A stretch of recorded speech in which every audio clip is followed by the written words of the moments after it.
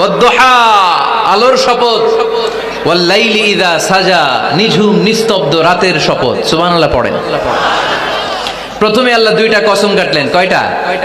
দুইটা। প্রথমে দোহা, প্রভাতের সূর্য কিরণের শপথ, আলোর শপথ। এরপরে অন্ধকারের শপথ কাটলেন। আলোর শপথ দিয়ে আল্লাহ তাআলা ওহী আশাকে বুঝালেন, আর অন্ধকারের শপথ দিয়ে আল্লাহ ওহী না আশাকে বুঝালেন। আল্লাহ বুঝাতে চাইলেন, নবী সব সময় আলো থাকলে ভাল লাগে না। 24 ঘন্টায় যদি সূর্যের আলো, এখনো সূর্যের আলো, সকালেও সূর্যের আলো, খালি আলো আর আলো, ভাল লাগবে? কথা বলেন না কেন? আবার 24 ঘন্টায় ঘুটঘুটে অন্ধকার, কোনো আলো টালো নাই, ভাল লাগবে? তার মানে জীবন চালাতে আলোরও দরকার, অন্ধকারেরও দরকার। বিশ্বনবীরে বুঝাতে চাইলেন, নবী ওহী আসা যেমনি দরকার, মাঝে মাঝে ওহী বন্ধ রেখে আপনার একটু বিশ্রাম দেওয়া দরকার।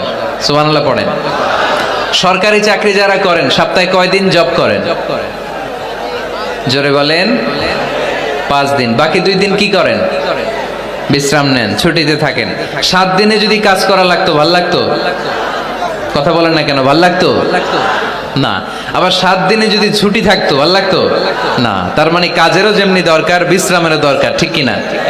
আল্লাহ বুঝাতে চাইলেন, নবী কাফেরদের কথায় কান দিবেন না। ওরা বলে আমি আপনারে ভুলে গিয়েছি। না না, কশিন কালেও না। আমি আপনারে কেমন করে ভুলে যাই? আপনি আমার বন্ধু।